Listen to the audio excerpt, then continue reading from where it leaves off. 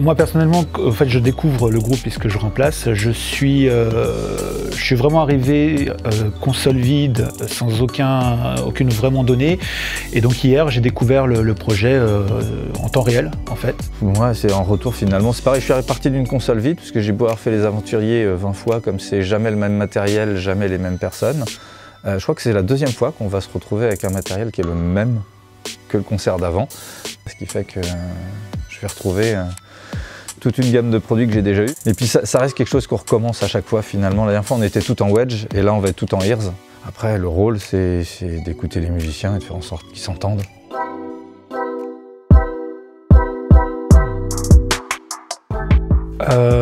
Alors moi je connaissais déjà les Alanis, donc je savais déjà de quoi les consoles étaient capables et surtout le système D-Live que je manipule un peu régulièrement. En termes de besoins, j'aime beaucoup les consoles modulaires où on peut vraiment paramétrer le nombre de groupes, docks, etc. en fonction des projets. Donc là c'était un peu un critère de choix et la Alanis répond parfaitement à ce critère-là.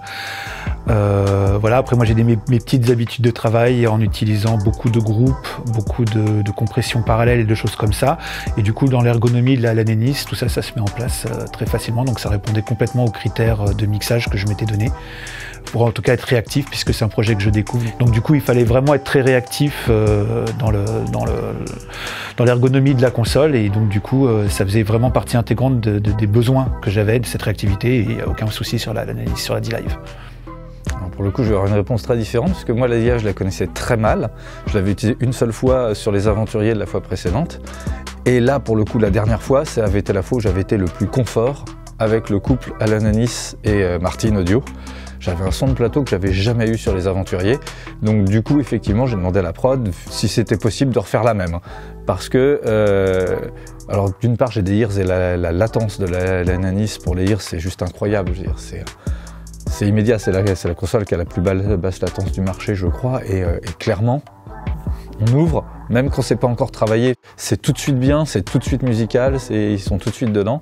Et oui, c'est une console qui est modulaire, qui permet d'entrer beaucoup de choses, qui permet de faire des recordings, parce que c'est des choses qu'on enregistre en multipiste, d'avoir des virtual soundcheck juste en un clic sans y passer des heures.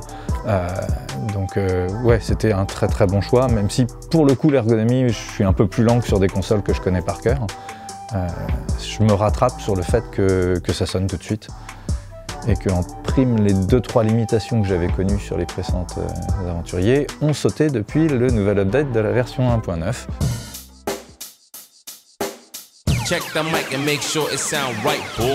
Ouais, il voulait absolument, et je suis d'accord, qu'on n'ait qu'un seul préamp sur les micros. Je suis un fervent défenseur du gain partagé. Je n'aime pas splitter analogiquement les sources. Et du coup, la nouvelle version, la 1.9, facilitait grandement ça. Donc pour nous, ça a été un peu une découverte, cette mise en œuvre de configuration. Donc on a un DM64 qui reçoit les entrées micro.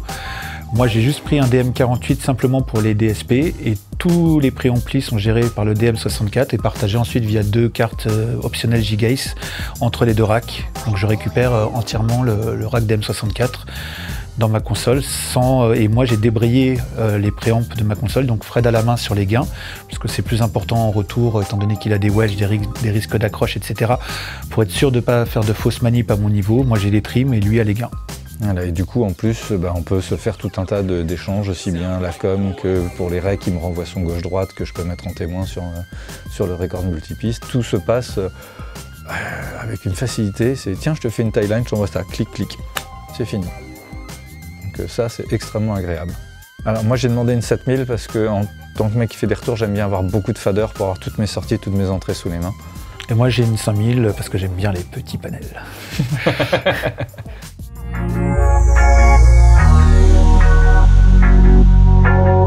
Alors moi à mon niveau, étant donné que j'utilise beaucoup de groupes, je pré-masterise beaucoup au niveau des groupes, donc j'ai utilisé beaucoup de compression de groupes. Donc l'arrivée du Buscomp ou du G-Comp est un vrai plus. En fait, je ne pars pas d'un truc prédéfini, j'écoute, c'est-à-dire que je vais mettre un Mighty compresseur, écouter, ça va être peut-être un petit peu trop brillant sur les guitares, je vais mettre un G-Comp, le G-Comp passe bien, etc. Et je vais avoir tendance à faire défiler un peu les plugins. Du coup, j'ai tendance à écouter J'ai pas vraiment de choses prédéfinies, mais du coup le fait d'avoir beaucoup d'émulation, comme le LA2A et toutes ces choses-là, donne vraiment un panel de compression et de couleurs très intéressantes. Mais effectivement, j'ai adoré le nouveau bus comp que j'ai mis sur toutes mes sorties. C'est pareil pour les maintenir, les colorer légèrement. Dans les nouveautés que j'adore sur cette console, c'est effectivement que maintenant on a un paramétrique 12 bandes, je crois, sur les sorties. Et quand on fait du wedge, je veux dire, le 31 bandes, c'est un peu un truc qu'on utilisait dans les années 80. Et c'est tellement agréable d'avoir, oui, 10-12 bandes de paramétrique. Pour le coup, là, les wedges, je crois que j'ai 3 points de correction pour avoir des wedges où j'ai un gros niveau de voix sur le plateau. Et ça, c'est vraiment un bel apport.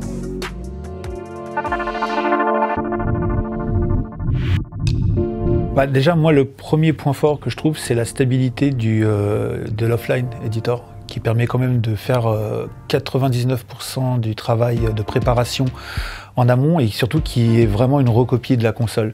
C'est-à-dire que quand j'ai commencé moi à travailler sur la D-Live, comme je la connaissais pas, le fait d'avoir préparé des sessions sur le Offline Editor, quand je suis arrivé sur le panel, j'ai vraiment retrouvé les choses à l'identique. Donc je trouve que ça, pour moi, c'est un gros point fort. Premier point fort, c'est ça, c'est cette facilité de préparation de la console et cette facilité de retrouver cette préparation physiquement sur le panel où on retrouve vraiment ses marques. Pour moi, le vrai point fort de cette console, c'est sa latence. En retour, on n'a pas 5, 6, 7, 8 millisecondes entre ce que le musicien a joué et ce qu'il entend. Parce qu'il y a latence dans la console, mais derrière, quand on envoie dans des ears ou dans des amplis numériques, on rajoute. Donc le fait qu'elle n'en ait presque pas, c'est vraiment un bonheur. Son moteur audio qui est extrêmement surprenant et qui fonctionne très bien. Vraiment un gros point fort. La facilité de mise en œuvre aussi, c'est quand même très... c'est vrai que c'est très plug and play. Il n'y a pas vraiment de complications. La possibilité aussi des cartes d'options qui sont très... cartes d'options qui sont là, par exemple, tout de suite. Fred est en Soundgrid sur le recording. Moi, je suis en Dante. Mais je suis en Dante vers les amplis numériques. Voilà. Et on a cette fameuse carte optionnelle G-Gaze qui nous permet de faire des timelines entre les consoles. Donc du coup, on a vraiment un panel de possibilités très large. Déjà en natif, plus avec les cartes optionnelles qui ouvrent encore surtout d'autres univers numériques et qui permettent vraiment d'interagir avec plein d'appareils. C'est que l'air de rien, c'est des consoles qui sont hyper abordables et qu'un producteur ne va pas rechigner à louer ou un prestataire à acheter exprès pour une tournée. Et c'est un gros point parce que effectivement, quand on demande une console à 800 000, des fois ça tique un peu.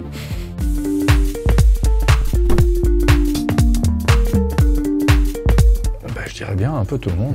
Je ne vois pas de restrictions particulières. J'en ai vu plein en tournée ces derniers temps, aussi bien dans des clubs, des SMAC que des Zénith, et elle fait le boulot à chaque fois, quoi. Ouais. Elle est suffisamment modulable pour s'adapter à tous les types de configs, je suis assez d'accord.